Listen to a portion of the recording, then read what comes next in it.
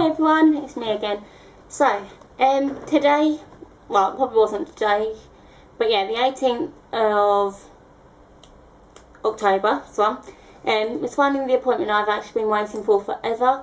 If you've watched my videos or follow my blog and that, you probably know what I'm chatting about. If not, you soon will, don't worry. Yeah, for so long now, since trialling the Baha at Great Ormond Street Hospital, way back whenever it was, I think it's sometime last year. But yeah, it's definitely more than a year ago. Anyway, yeah, I've waited for this appointment for a long time, especially after all the runaround we had been given from the Royal National, even before I started going there. Yeah, anyway, today as promised, in my previous audiology appointment, I saw Robert, who'd set up the appointment so that I could trial the Baha at the Royal National, so it was on their records, and you know, they could say if they've done it and all that sort of thing. Yeah, just so they can be like, yep, we did it, it's on our records. Because apparently they haven't got any record of any of that stuff, so yeah. Anyway, yeah, I woke up really excited about the appointment, as obviously I was just so excited to get to London, to be able to experience full hearing again. Because obviously I've not had full hearing for like my whole life. The only time I have was when I trialled that Baha for 10 minutes at Great Ormond Street, and it would be today as well.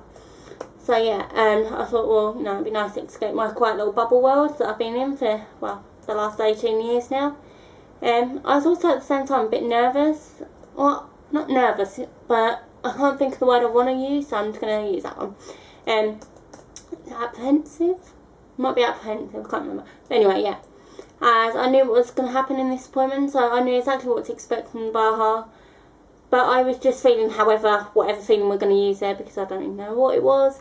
I suppose I was feeling that way because I thought, well, perhaps I'll trial it at this appointment, and then they'd be like, yeah, okay, we need it back now. Which was hard enough for me to do after my 10-minute trial at Great Ormond Street, because I just loved the things I could hear. I was learning new sounds, hearing so much more than I could normally. So yeah, you know, I thought, oh, please don't take it away from me. But anyway, the journey into London was really good, really straightforward. My dad came with me, as either my mum or my dad liked to come with me to my audiology appointments, especially the Baha ones. And yeah, just so like they can know what's going on. And I must admit, I quite like having one of them at those ones, because obviously they come to them because, you know, they're more surgical. Sorry, my phone keeps going. Yeah, because they're more surgical and we're going down that path. So yeah, and plus I like them being there, you know, because they know what's going on and that sort of thing.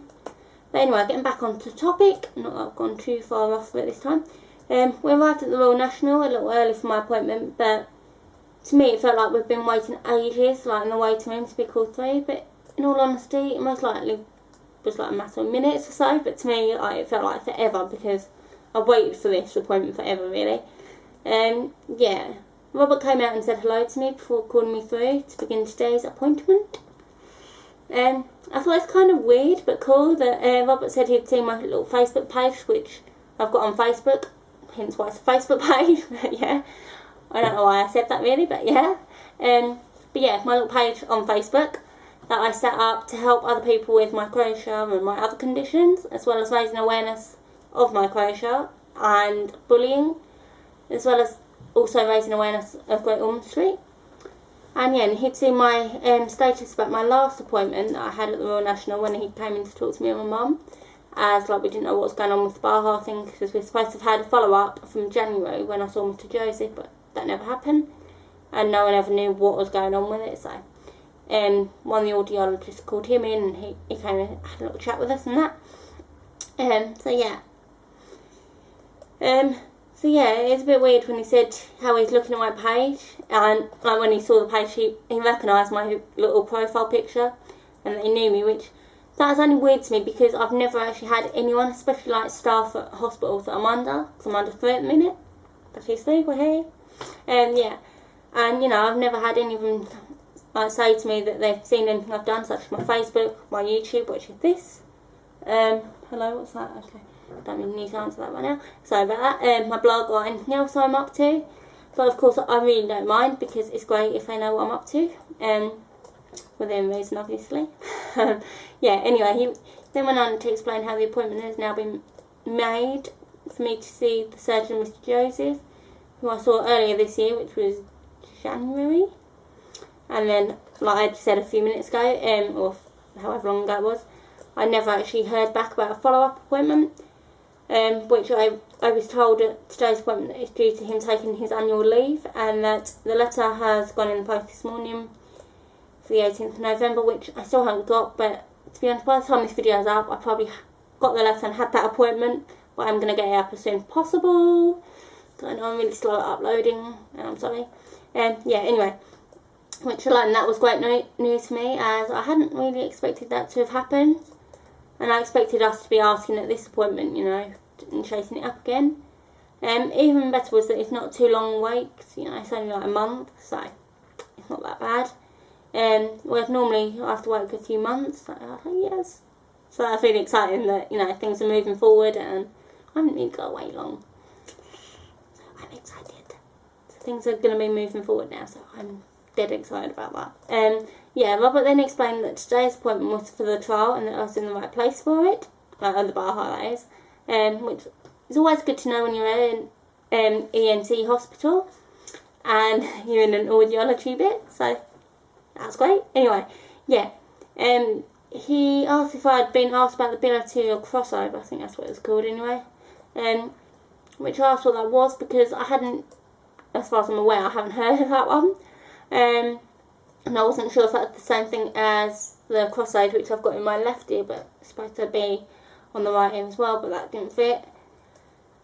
But yeah, so he had a look at my little ear to see if it was possible for microphones to fit either on or behind it, which it wasn't. I'm sorry, the light's gone really bright, I can't really see, so I hope you can still see me. Yeah, so that conversation didn't go any further because he looked at my ear and realised actually no, it wasn't going to fit. So yeah, we got talking about the Baha again, and he said that I was the first person he'd let borrow this Baha, one that I'm demonstrating, that I'm, whatever the word is, demonstrating, showing to you now, advertising, whatever.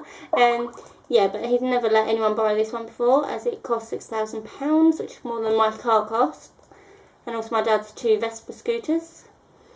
So yeah, I actually couldn't believe he's allowed me to trial this particular one because it's a newer make, that's why it's like £6,000, and you know that he's allowed me to take it home to try as well. I actually felt really honoured that he's allowed me to trial this Baha at home, especially as he hadn't allowed anyone else to do so with this particular one. I really hope the lighting's not gone too funny. I'm sorry if it has, I can't control it. Yeah, so obviously that was a big deal to me, to be able to experience Baha at home and in environments I'd normally be in, so college, the animal unit, college, work, social situations, etc. Yeah, the next, I don't know why I'm talking about that. The next thing that happened was the Baha placed on me, and I was, well, I wasn't, but the Baha wired up to the Audiology computer, and I turned to face the door, so I want to turn around. I don't know why. I know you know what turning around to face the door looks like, but I really want to do it. Anyway, I'm in a weird mood, so yeah, I couldn't see like what Robert was doing or when he was pressing the keys on his computer, and yeah, that's just so we could set the levels on the Baha. This is kind of done like a hearing test, you know, like when you hear the beeps and the whistles and that sort of thing. The only difference was, rather than pressing the little button to go, yep, I've heard that, is how I raise my left hand, yep, I've heard it. My voice is going brilliant. I'm sorry if I sound really weird. Yeah, every time I heard something through the Baha, I had to I had to raise my left hand, and yep, I've heard it. Yeah, once we did that, we then turned my hearing aid off and turned, like my little left one, turned that one off and took it out to see the difference.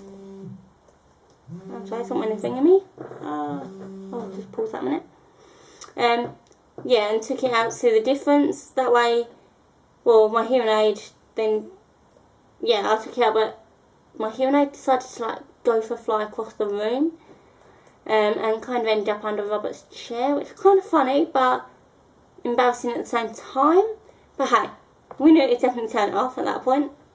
So yeah, my hearing aid, my little left one, probably felt a bit left out, so kind of got the royal treatment, got a full clean and that sort of thing.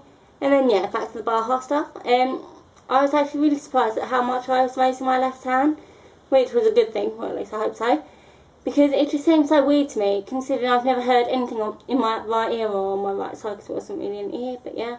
And now I was sitting in an audiology room, raising my hands, like, so I could hear all these various sounds and tones. I was then allowed to turn back around again.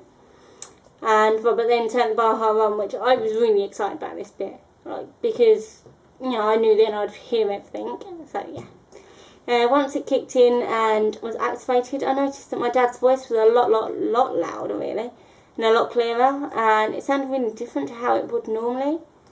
Robert then got me to sit facing him, and got my dad to talk to me, from where he was sitting, because let's imagine Robert was sort of sitting here, or I'm sitting there next to him.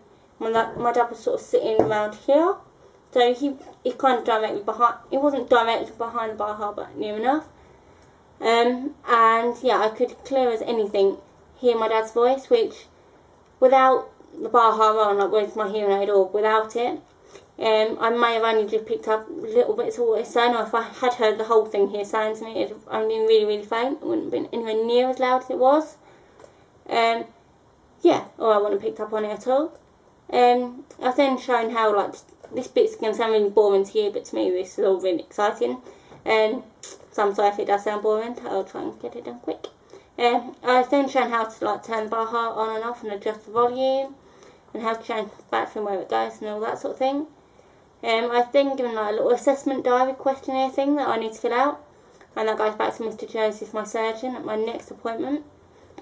I was also given a second questionnaire, which I agreed to fill in, as it was one that Robert had personally created to find out about well, not my experiences, but just in general, about people's experiences with Baha, before the Baha surgery and after, which I'm more than happy to do that for him.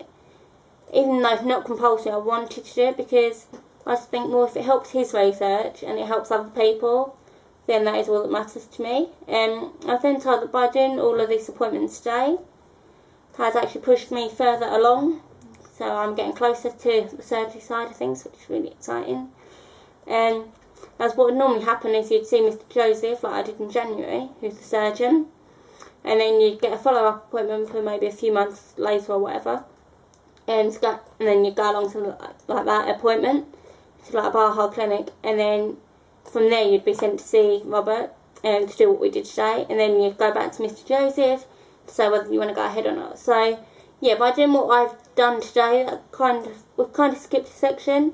So when I do go back on the 18th, I'll be handing the questionnaire in with the letter that I've got to type up saying whether I want to go ahead or not, which I do. I already know that. Also, apparently at that appointment, I'll be able to meet other people who have got the Baha and talk to them about it.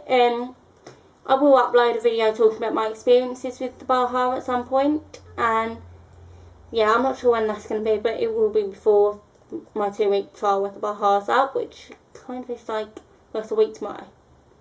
Today is the 23rd of October, but yeah, it probably won't be when it's uploaded, but anyway, I'm going to stop talking and I'll see you soon.